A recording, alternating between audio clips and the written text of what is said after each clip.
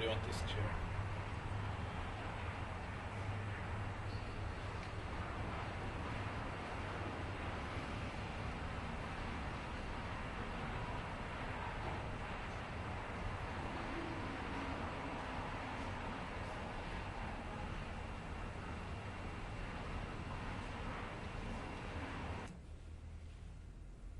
The date today is November 21st, 1994. The survivor is Regina Gliksman. The interviewer is Caroline Kahn.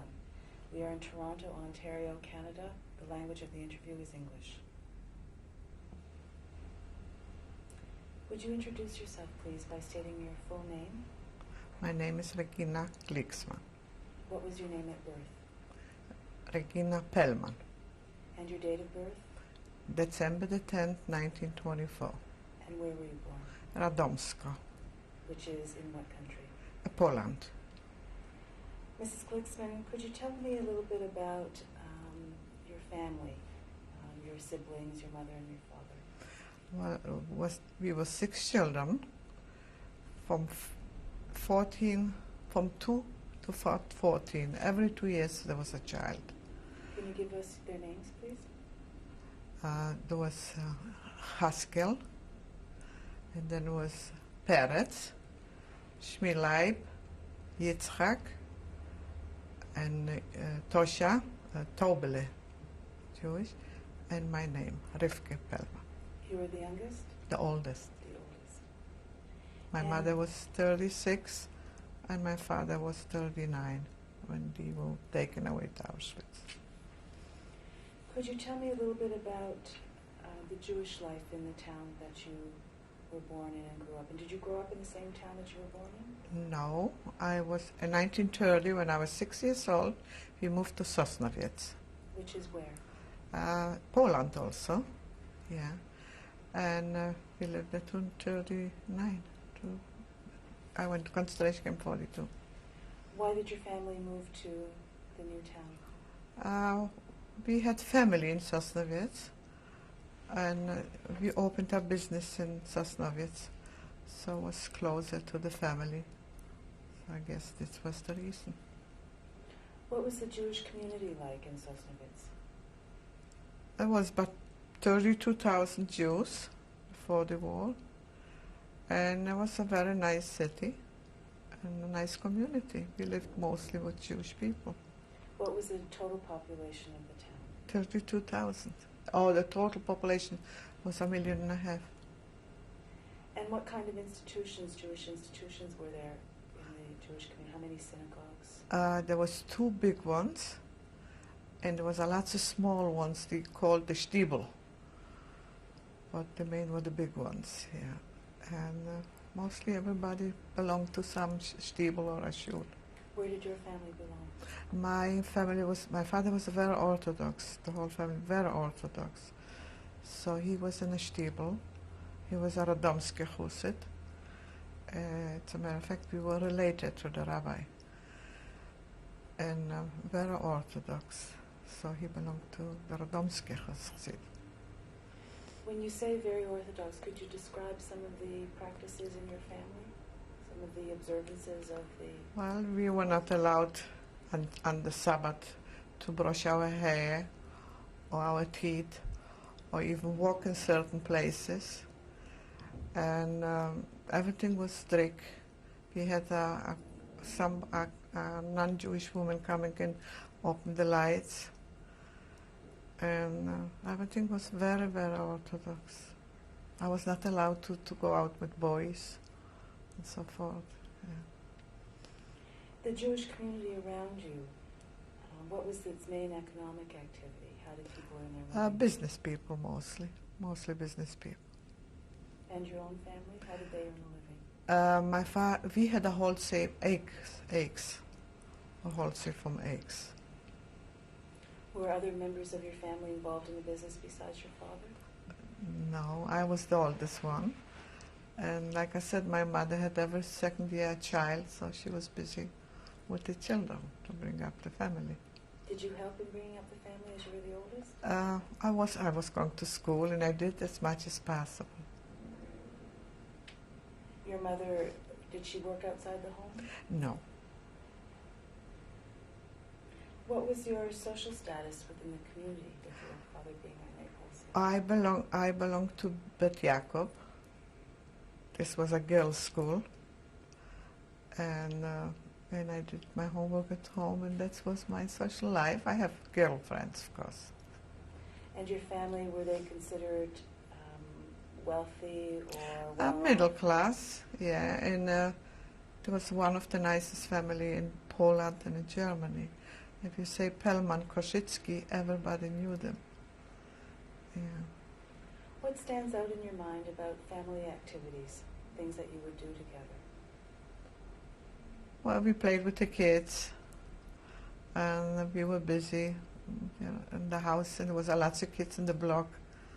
So that's what we did, and like I said, I went to Bet Jacob, but I enjoyed very much. We learned Hebrew and traditions and Torah and lots, something like this, that nature. How old were you when you were going to that school? I was going from, since I remember, probably since I came to Sosnovitz, and to the war broke out. And did you attend public school as well? Yes. What was that like? Well, only Jewish girls. It was a girls' school for girls, and Jewish. Did you have any interaction with non-Jewish people in the town? Not too much, because, like I said, our section where we lived, there was mostly Jews, except maybe the janitor, but mostly with Jewish people living. Did you have any sense of how the non-Jewish community viewed the Jewish community? In a way, especially shortly after the war, we were walking the street, and I'll give you an example. I had brothers. My brothers had the payas, like the locks, the same. And he came home. He used to come home, and he used to cry that a non-Jewish boy in the street hit him. So my father started saying, "Fight back." He said, "Next time you see him, go across." So there was anti-Semitism, if you think about it. And for instance, my auntie was wearing a forecoat, and she came home, and the forecoat was cut in the back with a razor blade. Or there was Jewish stores across us, and there was placards outside. They were showing signs: "Don't buy in this store. This is a Jewish store." This was before the outbreak of the war? Shortly before. Yeah. Were there many Orthodox families in your town? Oh yeah. Mm-hmm. Yeah. Can you describe a wedding or a bar mitzvah? What would go on? How it would? Well, a wedding, for instance, a wedding we would celebrate 7 days. Every day. And it was beautiful. It was separate to man and separate to woman. But it was beautiful. What would be going on each of the 7 days? Was there a particular activity on each day? Well, we had shevebroches, they called it. And like a supper, and singing, and dancing, in the house, and like really parties. Is there any other family religious observance that stands out in your mind, a Passover or Hanukkah or anything? We had a very hard life, because an example is Passover. We couldn't eat a lot of things, what other people could. First of all, I remember I used to go with my father to bake the shmira matzahs. We had to go. I went with my father. And he ate matzahs to Shavuot, 6 weeks later. He ate the matzahs. And we had a supper. I remember one evening we had supper, and a piece of matzah fell in the soup. We had to take away the soup. We couldn't eat it, because we're not allowed a piece of matzah should fall in something soft, like a soup or milk or something like it. We were not allowed to eat this, and we were not allowed to eat this, and it was a hard life. Sukkahs, for instance. My father slept 8 days in the sukkah. He sits every night. He sits and prayed and learned the Torah too early in the mornings.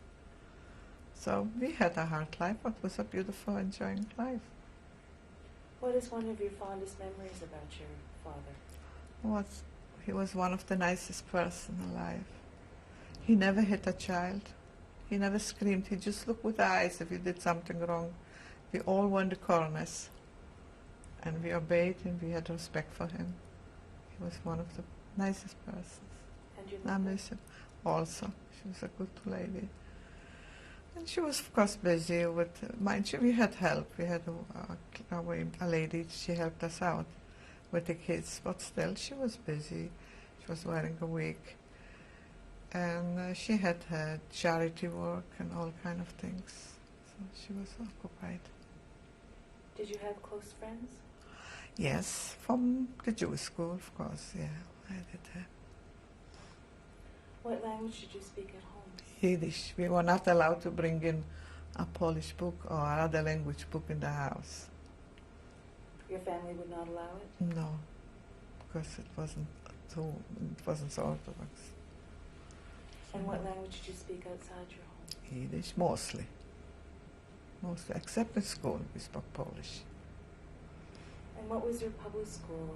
What grades did you attend in public school? To 7, grade 7. And that was when the war broke out? Yes. Is there anything else that stands out in terms of your siblings, your sister, your brothers? What do you recall about them? Well, of course, I was the oldest, and they looked up to me. And I loved them all.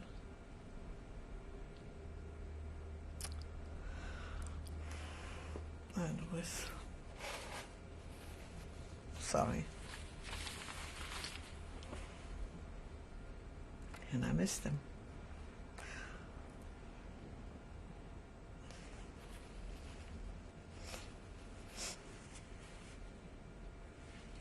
When did you start to have a sense that there was something bad going on around you? That the war was about to break out? Well, like I said, the war started when I finished school. So it was vacation time. So I went to Radomsko. I had my family there to visit them. And there was a Shabbat, also the Orthodox people, my cousins and my uncle. And for some reason, a bomb fell in, because where we lived in Radomsk, in the center, there was an ammunition factory. And a bomb fell in the factory, and it damaged the house also where we stayed, and we were just eating the chulent. So we all ran out. I was the last one to run out. And somebody screamed that my back of my shirt is on fire. So they threw me on the floor, and they started rolling me till the fire went out. And we started running. And we ran, we didn't know where, but we ran. And one of my cousins was holding her baby. So we came to a place where it was 4-way street. So she says, come with me here. We all separated, just me and her were together. And I said, no, I want to go this way. So I went this way, she went the other way. And when I came this way, they started screaming, no Jews allowed. So I went back, and I figured I'm going to go on her side. I started going on her side. I saw her lying on the floor. She was killed. The baby was still moving a little bit. But I couldn't even go close by. So we ran, we had to run, we left her, and we ran. And then we saw a bunker, like a house where you could hide a little bit. So we want to go in. They said, no, this is not for Jews, out. So we had no choice. We went back to Radomsko. How did people know you were Jewish? This I don't know. This I don't know. Anyways, we probably know the people around them, and they saw I'm a stranger and I'm running. So, anyways, so we stayed in Radomsko for a while in a broken down house, and then my uncle arranged for me to go home to Sosnowiec, because he knew that my parents were going to worry about me.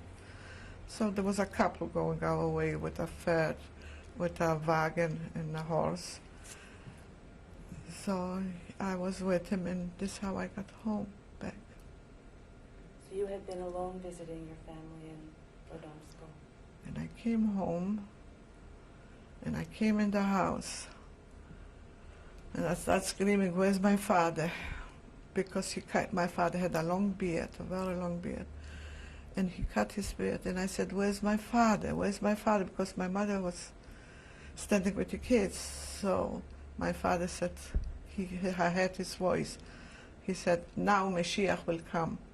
Because the Torah says, if a child doesn't recognize the father, or the father doesn't parents, or the parents don't recognize the child, this is the time Mashiach. Did Mashiach come? We're still waiting for him. And you were how old when this was happening? 14 years. What happened next? What happened once you got home? And the war was They took our business away. How did that come about? Well, they just took in a German guy. I wasn't home. And they put him in and pushed my father out. So then it quieted down a little bit, and my father became a mishgiach in Katowice. A mishgiach is he was looking after the kashrut. And then he used to come home, and somebody hit him, and they were tearing his beard. So we said, "No, you can't do it anymore. They're going to kill you." So he stayed home, and I was the breadwinner. I used to go from city to city, and I learned how to make soap. And I used to teach the people how to make soap. I brought from the other city a few chicken, and we sold it. We made a few dollars. And then there was, every year, a neighbor of ours used to receive an esrog from Israel. This is like the lemon for Sukkot. And he used to receive this esrog, so he came up and he said to my father, I would tell you in Jewish, then I will tell you, "Die bist a schönere Gid wie ich, nimm die dem esrig, es die mehr mitzvahs." This means you are a more respectable person in the city. Take this esrog and do mitzvahs and do whatever you can with it. So we took the esrog, and I was dressed as a man, and I went with my father from small town to small cities around every day in our other town, in order that the Jews should bench with the esrog. And then we let my father stay home because it got worse every time. And when it came a letter that he has to go to work, so I took on a man's uniform, and I went for him, and I worked in order, to spare him. You disguised yourself And as? that's right, I disguised myself. What was that like? What it was heartbreaking. But in a way, I was happy I can save my father. Were you afraid of being found out? I didn't know I couldn't understand what's going on. Why? What did we do? Why? As a matter of fact, my brother was 2 years younger than me. He went out with a stick from a broom. He took a stick and he said, "Don't worry, I'm gonna chase the Germans back." We didn't do nothing wrong. We couldn't understand why. At this time, was the whole family still living at home Yes. together? Mm-hmm. And how many hours a day did you work? Well, this was just temporary. And then we went in because I knew that they're looking for us. Somebody told me. So we went in hiding to our cousin's place. We being, when you say we went into hiding? The whole family. We went to hiding. She had in the whole, a cupboard. But with 6 children and parents, it was a little hard. It was not a little, but it was very hard. Were you hiding in your own hometown, or did you move to? Mine own, yeah, yeah. Just a few streets away, there was more non-Jewish people. So but we couldn't stay too long. The danger was too big. So we went back. And we stayed there, and we did whatever we could. My sister is blonde. She has the hair. She looks like non-Jewish. And she was only 10 years old. So she used to go with me and take off the armband, what we wear, and go into Polish places and buy some things, and then we sold it, whatever we could. We tried to do to survive. And then we sold a little jewelry, what we had. Were you still disguising yourself as a man at that time? No. Just to go back to that for a moment, were the people that you were working with when you were disguised, were the people that you were working with all men? No, there were some of them, but we knew each other that we did the same thing. So you knew who was disguising themselves? I knew the Jewish people that, who lived close by. So I know. So it was a common thing to be happening? Yeah. And like one time they sent us a note that we have to go on a place where they hung the most prominent people, 10 prominent Jews they were hanging. And one of the family has to come and see, and we have to sing. So, of course, I didn't let my father go, not my mother, and I went. What did you see? What I saw them hang. And this is always in my mind. I always see them. And why? Again, why? Always the why. Who were the people that they were hanging? Just the rich people, rich, nice, Orthodox, prominent people, Jewish people. And you were to bear witness to this? Yes. They would make you sing? Yes. Is there anything else that they would make you do?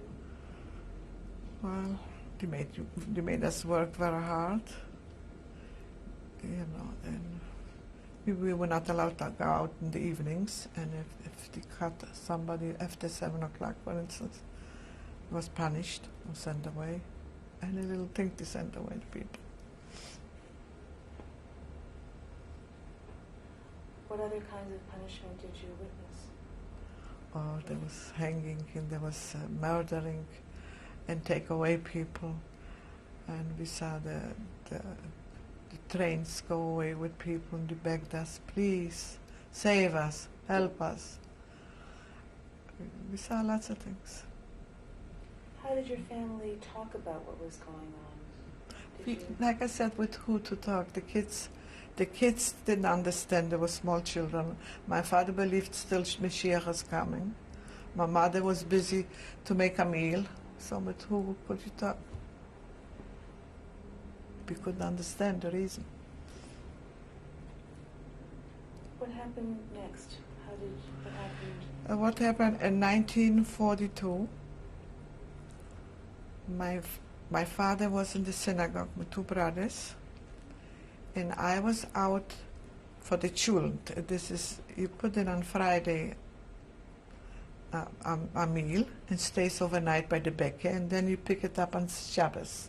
And this was our meal, a traditional Orthodox meal, non-Orthodox meal. Anyways, so I went for the chulent, and I came home, and a neighbor just started screaming. They took your mother and 2 brothers and your sister away. Because the older brothers were with my father, like I said, in the shul. And I said, where, what? So they told me that they took them away. And I had a friend she has a brother, and he was in the militia. This is like a Jewish policeman. He helped whatever was necessary to do. So I went to him and I told him the story. So he said to me, if you want to go with me, and I'm going to try to take out your mother with your brother, but you have to be by yourself and go in and say you want to go to whatever they do. Anyways, I went with him to the punkt, they called it a punkt, and they let my mother out with the two brothers, but my sister was only 12 years old. So I said, I'm going to go with her because she's a little girl, and I'm going to go with her to concentration camp. They said we're going just to work. They didn't tell us. My mother was out. I stayed there for the day. Next morning, by 4 o'clock in the morning, somebody called me, your father is downstairs. You go to the window from the camp, from the punkt. I went over, I looked out from the window, and my father said to me, kinderlich. So it's essen, was met hen geben.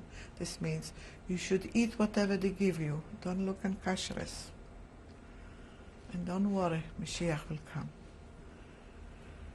Next day, I begged him. My eye was hurting, if I can go out. And the guy, brother of my friend, came and took me out for the day. So I came home, and they were just taking my parents and my two brothers to the train. And I went to the train, and they saw me. They started screaming, help me, Matai kind, help me.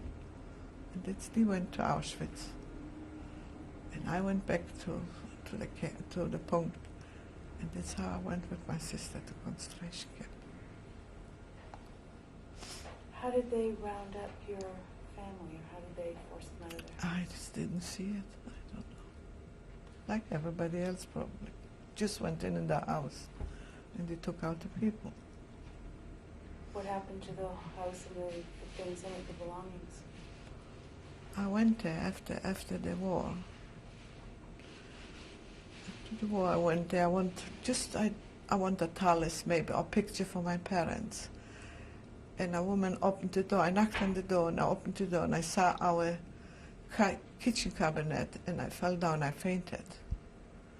So she came out with a glass of water and she says, what's wrong? But I asked if she has something. She says, nothing is here. I went down to the janitor and she says, you alive? I thought Hitler killed you all. And your sister too? How come? He's supposed to kill all the Jews. And I said, I swore that my foot would never step Poland again. And we went the next day we went away. That was the time that you're describing, that you and your sister were sent off to concentration camp and your parents were sent off to concentration camp. And which sister was this? What was? I have one sister in Israel. Yeah, that's all that's left. We're going to pause for a moment.